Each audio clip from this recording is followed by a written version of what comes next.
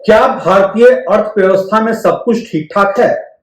जी, मैं सवाल पूछ ही नहीं रहा हूं, मैं सवाल उठा रहा हूं। और मैं क्यों ऐसे सवाल उठा रहा हूं? इसलिए कि मुझे लगता है इंडिया में वेल्थ इनइक्वालिटी बढ़ता जा रहा है। डाटा जो है इंडियन इकोनॉमी का वो बहुत मिसलीडिंग है। इंडिया एज ए कंट्री में पुअर फाइनेंशियल लिटरेसी है। लोग बेसिक इकोनॉमिक इंडिकेटर्स नहीं समझते हैं, जैसे कि असेट और लायबिलिटी का फर्क। वेल्थ कॉन्सेंट्रेशन जो है वो टॉप पे है। साइज ऑफ इकोनॉमी और डेमोग्राफिक डिस्ट्रीब्यूशन। और मीडिया जो आपको कहानियां सुनाती है कि बिलियनर्स इंडिया में हो रहे हैं, उसका आपके साथ कोई रेलिवेंस नहीं है, बल्कि निगेटिव रेलिवेंस है। नमस्कार, मैं हूं रवि सिन्हा और मैं ऐसे मुद्दे इंडियन इकोनॉमी को लेकर के उठाता रहता हूं क्योंकि इकोनॉमी राइट डायरेक्शन में नहीं है। मैं सवाल उठाता हूं क्योंकि मीडिया रिपोर्ट्स जो ग्लोरीफाई करती है कि वेल्थ का कॉन्सेंट्रेशन कुछ अमीर लोगों के हाथ में जा रहा है। मैं सवाल उठाता हूं क्योंकि अमीर और अमीर होता जा रहा है और गरीब उस गरीबी के दौर में आ गया है कि उसे फ्री राशन की जरूरत पड़ती है। मैं सवाल उठाता हूं कि एक बैलूनिंग इकोनॉमी का क्या मतलब है, जहां एवरेज हाउस होल्ड के पास ड्यूअल बर्डन है। एक तरफ राइजिंग इन्फ्लेशन है, दूसरी तरफ स्टैग्नेंट वेज ग्रोथ है। मैं सवाल उठाता हूं क्योंकि हमारा national debt all time high पे है, राष्ट्रीय कर्ज ऑल टाइम हाई पे है, जबकि जीएसटी कलेक्शन भी हाई पे है। क्यों एक कंट्री, इंडिया जैसे कंट्री में जो हिस्टोरिकली हाई सेविंग के लिए जाना जाता था, वहां सबसे लो ग्रॉस डोमेस्टिक सेविंग हो रहा है? हाउस होल्ड डेट और house hold gold mortgage all time high क्यों चला गया है? क्या मैं ये सवाल उठाते हुए जस्टिफाइड नहीं हूं? क्या मैं एवरेज इंडियंस के कॉमन कंसर्न को नहीं उठा रहा हूं? बट जब भी मैं ऐसे सवाल उठाता हूं, मुझे ये बता दिया जाता है कि इंडिया एक ग्रोइंग इकोनॉमी है और आर्गुमेंट्स जो दिए जाते हैं वो 3 एजम्पशन पे दिए जाते हैं। पहला एजम्पशन है कि इंडिया $5 ट्रिलियन इकोनॉमी बनने जा रहा है। इंडिया 3rd लार्जेस्ट इकोनॉमी बनने जा रहा है। इंडिया में सबसे ज्यादा बिलियनर्स हो रहे हैं, यह है तीसरा आर्गुमेंट। मुझे लगता है एक बार एग्जामिन करते हैं ये तीनों आर्गुमेंट के मेरिट्स क्या हैं, और कोई भी देख सकता है कि ये कैसे फ्लॉड आर्गुमेंट्स हैं। आर्गुमेंट जो है $5 ट्रिलियन इकोनॉमी का। ओके, सऊदी अरब की इकोनॉमी का साइज क्या है, जो कि इतना ऑयल रिच कंट्री है? $1.1 ट्रिलियन। क्या हम सऊदी अरब से ज्यादा प्रॉस्पेरस हैं? आपको यह देखना है कि साइज, डेमोग्राफी का भी तो साइज देखेंगे। इंडिया का प्रेजेंट इकोनॉमी जो है 4.19 ट्रिलियन, वो 140 करोड़ लोगों के लिए है। लेकिन सऊदी अरब का जो 1.1 ट्रिलियन इकोनॉमी है, वो सिर्फ 3.3 करोड़ लोगों के लिए है। कौन ज्यादा प्रॉस्पेरस है? इतना बेसिक इकोनॉमिक्स लोगों को समझ में नहीं आ रहा है, मैसेज को। ये कुछ ऐसा ही है कि मेरे घर में 25 खाने वाले हैं और 50 रुपए की कमाई है। पड़ोसी के घर में 40 रुपए की कमाई है लेकिन सिर्फ 2 खाने वाले हैं। कौन ज्यादा प्रॉस्पेरस है? किसकी इकोनॉमिक कंडीशन ज्यादा बेटर है? और अगर आप टॉप के 5% के वेल्थ को हटा दें इंडियन इकोनॉमी से, तो 95% इंडियंस के पास जो वेल्थ है वो बहुत सारे सब सहारन कंट्रीज से भी कम है। इसीलिए मुझे कोई सरप्राइज नहीं है कि इंडिया का ग्लोबल हैप्पीनेस इंडेक्स की रैंकिंग 147 कंट्रीज में 118वें नंबर पे है। आर्गुमेंट तीसरी लार्जेस्ट इकोनॉमी का, हां, इंडिया इमर्ज कर चुका है as 4th largest economy, marginally Japan को बीट करते हुए। लेकिन क्या यह सही मैट्रिक्स है एक इकोनॉमी को इवेल्युएट करने के लिए? यह सिर्फ उन गरीबों के लिए खबर है जो कुछ इनको प्राउड फील करने के लिए कुछ चाहिए। जापान का वेल्थ और साइज ऑफ इकोनॉमी देखना पड़ेगा। जापान की का जो है 12.5 करोड़ की पॉपुलेशन है, ना कि 140 करोड़ की पॉपुलेशन है। हां, हम जर्मनी को भी बीट करते हुए 3rd लार्जेस्ट इकोनॉमी बनने जा रहे हैं। लेकिन जर्मनी की जीडीपी को जो $4.74 ट्रिलियन है, उनको उस इकोनॉमी को में सिर्फ 6.5 करोड़ की पॉपुलेशन के लिए है। राइट मैट्रिक्स किसी भी गिवन इकोनॉमी के स्ट्रेंथ को देखने के लिए है GDP per capita. GDP per capita India में सिर्फ $2700 है, लेकिन जीडीपी पर कैपिटा जर्मनी में $55,910 है और जीडीपी पर कैपिटा जापान में $33,960 है। बाय द वे, यूके की इकोनॉमी का जीडीपी साइज और भी कम है, जापान से भी कम है, नंबर 6 पे वो हैं, 3.83 ट्रिलियन की इकोनॉमी है, लेकिन उनका पॉपुलेशन 6.84 करोड़ ही है और जीडीपी पर कैपिटा जो है वो है $54,950। इंडिया का सिर्फ और सिर्फ पैरेलल और इकोनॉमी चाइना हो सकता है, जिसके पास मोर और लेस सिमिलर डेमोग्राफी है और सिमिलर चैलेंजेस जिन्होंने वेदर किया है।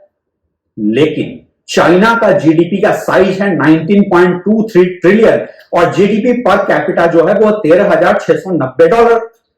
अगर हम चाइना के स्पीड से भी ग्रो करें और चाइना फर्दर ग्रोथ नहीं भी कर पाए, हमें 25 से 30 साल लगेंगे चाइना के बराबर पहुंचने में। यह सुनकर आप डिप्रेस्ड हो जाएंगे कि इंडिया का जो रैंकिंग है GDP per capita, international monetary fund ने जो रैंकिंग की है वो इतना नीचे है कि 141वें नंबर पे है। अब आते हैं आर्गुमेंट कि बिलियनर्स इंडिया में क्यों हो रहे हैं, अरबपति हो रहे हैं, इंडिया वर्ल्ड में मैक्सिमम बिलियनर बना रहा है। ओके, मेरा एक सिंपल सा यहां भी सवाल है, क्या यह अच्छी खबर है या बुरी खबर है?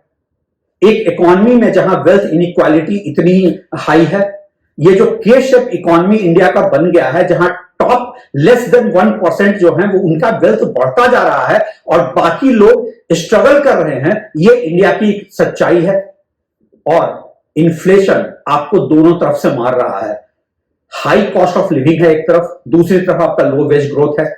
अमीर इस इन्फ्लेशन का बेनिफिशियरी है क्योंकि उसका असेट वैल्यूएशन बढ़ता जा रहा है इन्फ्लेशन के साथ। से फॉर इंस्टेंस किसी का मंथली एक्सपेंस 5 लाख रुपए से बढ़कर 10 लाख रुपए भी हो जाता है, वो फायदे में है क्योंकि उसका असेट जो है वो 50 करोड़ से बढ़कर 100 करोड़ हो गया। एवरेज इंडियंस की सच्चाई ये है, जिसकी मंथली एक्सपेंस 50,000 रुपए थी, वो अगर 1 लाख पे बढ़ जाता है तो वो रिलेटिव पॉवर्टी से गिरकर एब्सोल्यूट पॉवर्टी में चला जाता है, जहां की उसका कोई वेज ग्रोथ भी नहीं हो रहा है उस प्रोपोर्शन में। माइंड यू, जितने नए अमीर बने हैं इंडिया में और जो फ्लॉन्ट कर रहे हैं वेल्थ, वो एंट्री है जिनकी हुई है बिलियनर क्लब में, वो स्टार्टअप कल्चर के बाई प्रोडक्ट है, राइट? क्या वो सही में रिच है या वो एक बबल वैल्यूएशन का गेम खेल रहे हैं? उनमें से बहुत सारे, या मैं कहूं majority rich promoters of sick companies हैं, जिनकी कंपनी में इन्वेस्टर का पैसा डूब रहा है। मैं एक सेपरेट वीडियो बनाऊंगा स्टार्टअप्स पे, बट इस समय मैं सिर्फ इतना ही कह रहा हूं कि कुछ अपवाद छोड़ दें तो इनमें से कोई स्टार्टअप्स आज प्रॉफिट में नहीं है। मेरा फंडामेंटल ऑब्जेक्शन इन स्टार्टअप्स के साथ यही है, क्योंकि मैं मानता हूं कि बिजनेस जो है वो वैल्यू क्रिएशन है, ना कि वैल्यूएशन का है।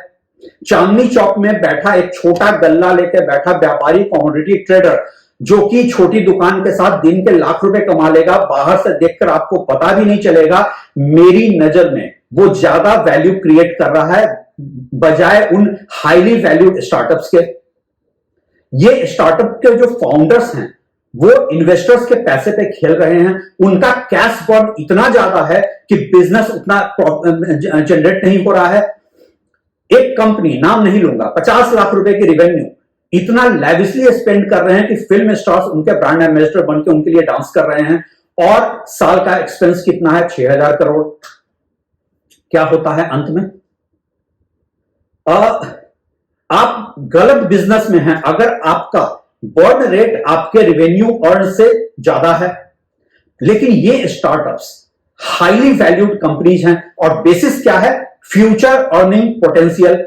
वाओ, एग्जाम्पल बायजूस का सबके सामने है, वो सिर्फ एक एग्जाम्पल है और ये डिबेट आज भी चल रहा है, क्या वो इन्वेस्टर्स के पैसे के साथ फेल कर गए या उन्होंने फ्रॉड किया। ये अनरीजनेबल वैल्यूएशन का गेम बहुत लंबा नहीं चलता है। प्रॉपटेक में ही देख लीजिए, एक ऐसी कंपनी जिसका ओनर कई बार ओनरशिप चेंज हो चुका है, जिसके वैल्यूएशन एक समय 4,000 करोड़ रुपए थे, आज तकरीबन 560 करोड़ रह गया है। और नए ओनर्स अब कह रहे हैं कि अगर आप रिवेन्यू जनरेट नहीं कर सकते तो कम से कम कैश बर्न तो कम करो, प्रॉफिट नहीं बना सकते लॉस तो कम करो।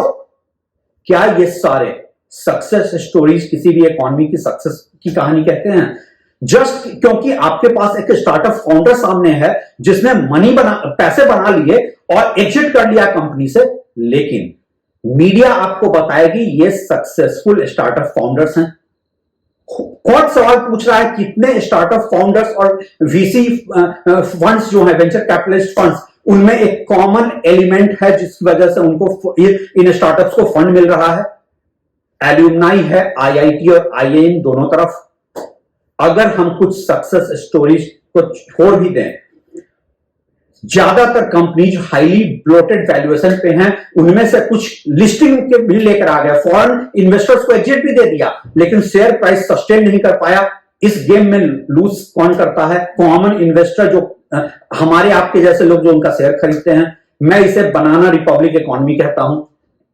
क्या इंडियन स्टार्टअप्स ने एक भी ऐसा सिंगल प्रोडक्ट बनाया है जो वर्ल्ड क्लास है, जैसे गूगल, अमेजन और फेसबुक?